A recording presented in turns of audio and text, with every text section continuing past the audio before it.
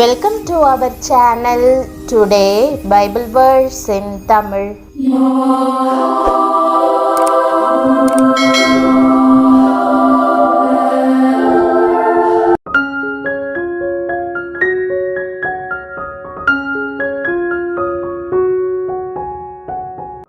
இன்றைய வசனம் மார்க்கு 9ஆம் அதிகாரம் 23ஆம் வசனம். கிறிஸ்துவுக்குள் பிரியமானவர்களே, நம்முடைய ஆண்டவரும் இரட்சகருமான இயேசு கிறிஸ்துவின் வல்லமையுள்ள நாமத்தில் உங்களை வாழ்த்துகிறேன். வியாதிப்பட்டிருந்த மகனை தம்மிடம் கொண்டு வந்த மனுஷனிடம் இயேசு, நீ விசுவாசிக்க கூடுமானால் ஆகும், விசுவாசிக்கிறவனுக்கு எல்லாம் கூடும் என்று கூறிய வசனத்தை இன்றைக்கு தியானிப்போம். எந்த நிலைமையிலும் கர்த்தரை நோக்கி பார்க்க அவரிடத்தில் நம்முடைய இருதயத்தை ஊற்ற நாம் கற்றுக்கொண்டோமானால் அவர் இப்படிப்பட்ட தெய்வீக நம்பிக்கையோடு கூடிய திடமான விசுவாசத்தை நமக்கு தருவார். அது மட்டுமின்றி அவருடைய வசனத்தை வாசிக்கிற பொழுதும் கேட்கிற பொழுதும் இந்த மேலான விசுவாசத்தையும் தருவார். எனவே இவைகளையெல்லாம் நம் அனுதின வாழ்க்கையில் கடைபிடிக்க கவனமாய் இருக்கும் பொழுது நாம் விசுவாச வீரர்களாய் வீராங்கனைகளாய் நிச்சயம் திகழ முடியும். இந்த வசனத்தின்படி என்ன பிரச்சனைகள் வந்தாலும் எந்த நிலைமையிலும் விசுவாசித்து உறுதியோடு ஆண்டவரை பற்றி கொள்கிறவர்களுக்கு அவர் அதை அப்படியே நிறைவேற்றி ஆசிர்வதிப்பார். இன்று சிறிய காரியங்களுக்கும் மக்கள், விசேஷமாக பெண்கள் சலித்து சோர்ந்து போகிறோம். அதற்கு பதிலாக கர்த்தரை உறுதியாய் தேடும் பொழுது இந்த தெய்வீக விசுவாசத்தை கர்த்தர் நிச்சயம் அப்படிப்பட்டவர்களுக்கு கொடுப்பார். மாரத்தான் ஓட்டப்பந்தயத்தில் ஓடுவதற்கு ஒரு பெண் பயிற்சி பெற்றாள். அந்த பயிற்சியின் போது அவளுடைய கணவர் கூடவே இருந்து வெற்றி பெற கொஞ்சம் தூரம்தான், உன்னால் கூடும், உன்னால் கூடும் என்று சொல்லிக்கொண்டே அவளை உற்சாகப்படுத்துவார். ஓட்டப்பந்தய நாளும் வந்தது. ஓடுவதற்கு ஆயத்தமானாள். பந்தயத்தை முடிப்பதற்கு கொஞ்ச தூரத்திற்கு முன்பாக அவளுடைய கால்கள் திடீரென்று மரத்து போனது போல் ஆகிவிட்டது. இதற்கு மேல் ஒரு அடி கூட வைக்க முடியாது என்ற நிலையில் செய்வதறியாது திகைத்தாள். அப்பொழுது அவளுடைய கணவன் சொன்ன வார்த்தைகள் அவள் காதுகளில் ரீங்காரமிட்டது. கொஞ்சம் தூரம்தான், உன்னால் கூடும், உன்னால் கூடும் என்ற வார்த்தைகளை அவள் நினைத்து பார்த்தாள். ஒரு புது பலன் வந்தது போல முன்னை காட்டிலும் வேகமாக ஓடினாள். முடிவில் பந்தயத்தில் மிகவும் சுலபமாக வெற்றி பெற்றாள். பிரியமானவர்களே, இதுதான் விசுவாசம். இவ்விதமாக உங்களை விசுவாசத்தில் பலப்படுத்தும் வார்த்தைகளை வாசியுங்கள், கேளுங்கள். அப்பொழுது நீங்களும் வெற்றி பெறுவீர்கள்.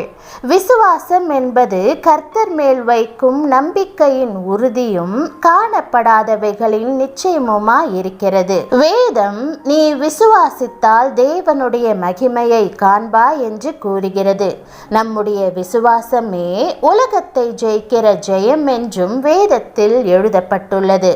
நாம் விசுவாசிப்பதுடன் நமக்கு இருக்கிற எல்லாவற்றிற்காகவும் நன்றி செலுத்த வேண்டும். நீங்கள் போதிக்கப்பட்டபடியே விசுவாசத்தில் உறுதிப்பட்டு ஸ்தோத்திரத்தோடே அதிலே பெருகுவீர்களாக என்று வேதம் கூறுகிறது. ஆகவே பிரியமானவர்களே, நீங்கள் ஜெபிக்கும் போது நீங்கள் விசுவாசிக்கிற வண்ணம் உங்கள் தேவைகளை தேவன் சந்திப்பார் என்று நம்பி தொடர்ந்து ஸ்தோத்திரிக்க வேண்டும். முதலாவது விசுவாசியுங்கள்.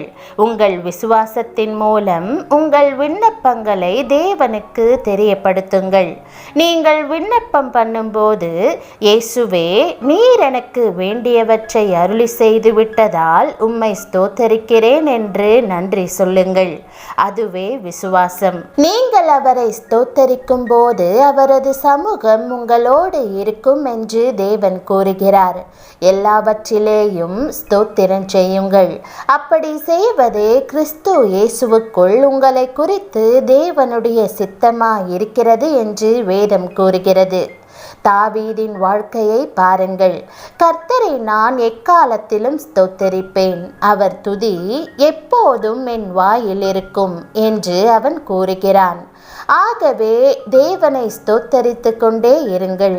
நீங்கள் அவரை எந்த அளவு அதிகமாக ஸ்தோத்தரிக்கிறீர்களோ அந்த அளவு அதிகமாக அவரது பிரசன்னத்தை உணருவீர்கள்.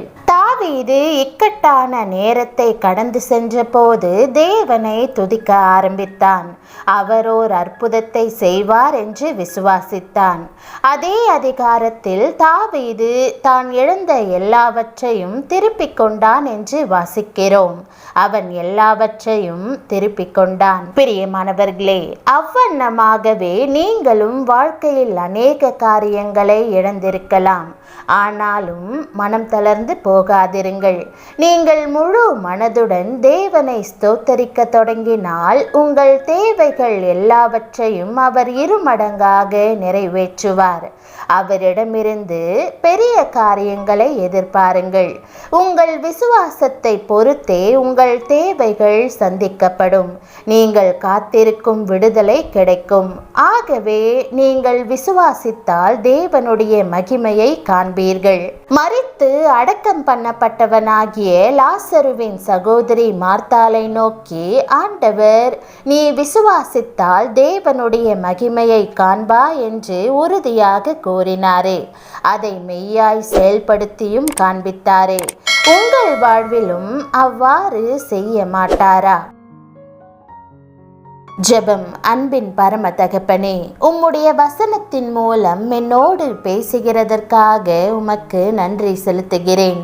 இந்த உலக வாழ்க்கையும் பந்தயம் போன்றதுதான்.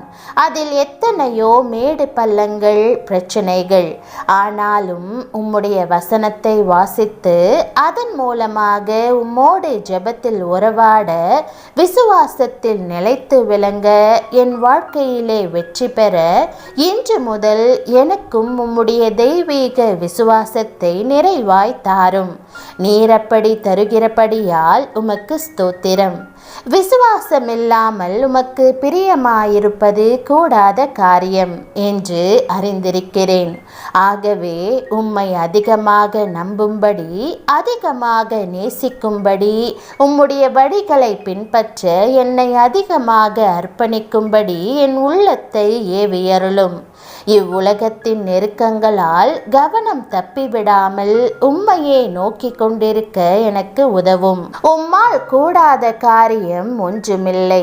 என்னை சுற்றிலும் இருப்பவர்களுக்கு உம்முடைய வல்லமையான கிரியைகளை குறித்து நான் சொல்லும்படி உம்முடைய வல்லமையான கரத்தை நீட்டி அதிசய விதமாய் என்னை விடுவிக்க வேண்டும் என்று ஜெபிக்கிறேன்.